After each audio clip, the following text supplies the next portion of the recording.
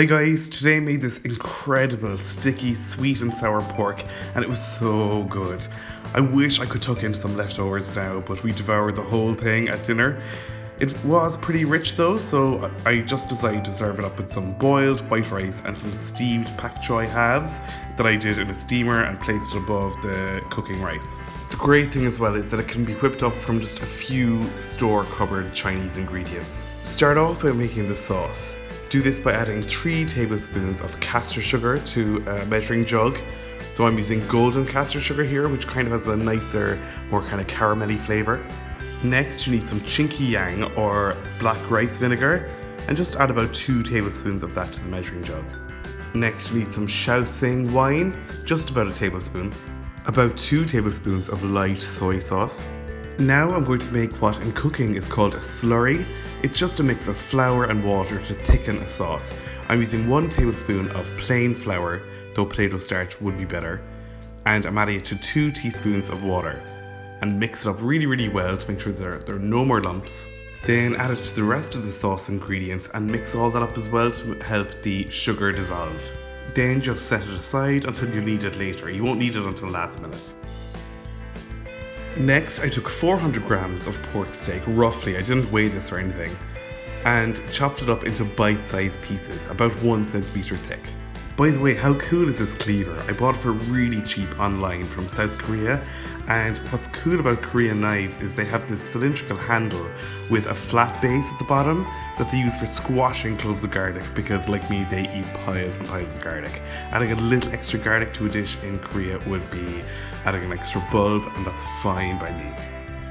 Also, Chinese kitchens tend to be traditionally not that very well equipped.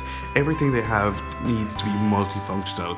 It tends to be kind of a wok and a cleaver and not a whole lot else. So the cleaver is used for chopping and butchery, but also for scooping up whatever they chop and adding it to the wok. I'm talking ancient Chinese cooking here, by the way.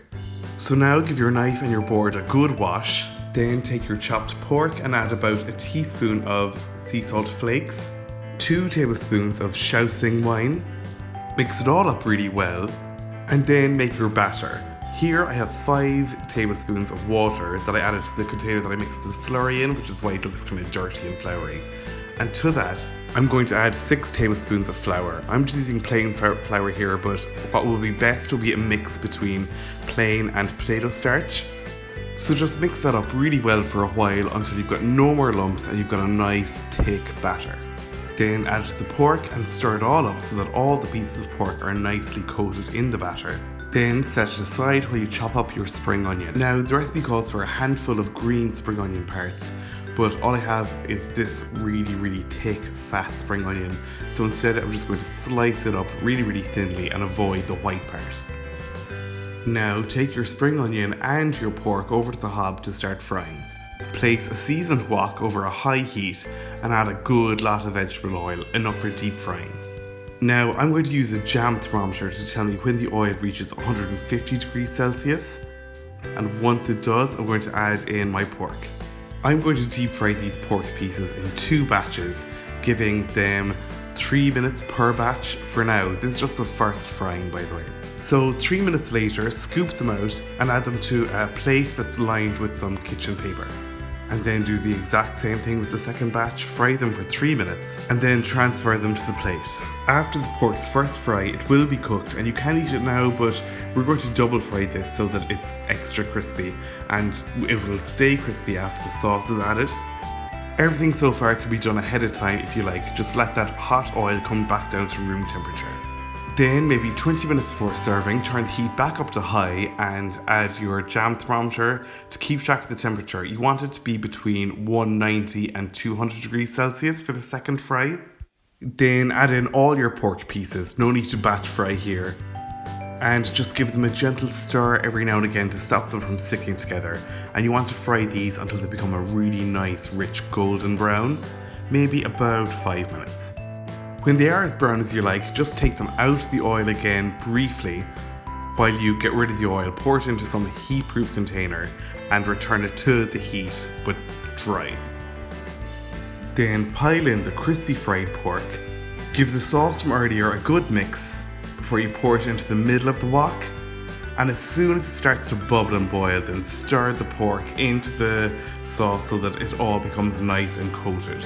And leave it cooking over a high heat for just a few minutes until the sauce becomes really, really reduced and syrupy. And then add your spring onions. I then turned off the heat and allowed the residual heat in the wok to cook the spring onions as I stirred them in for just a minute or two, until they became kind of wilted.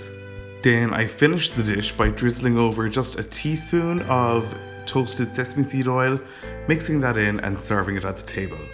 This really was so rich and delicious, and definitely better than any takeaway. Certainly any takeaway we have here in Ireland. I can't recommend it enough, and I hope you all try it yourselves. If you do try it yourself, I'd love to hear some feedback. You can let me know on social media, Facebook, Twitter, Instagram, whatever. You'll find all the links to my accounts in the description below, as well as the link to my blog, where you'll find this full recipe at www.rookiecook.org.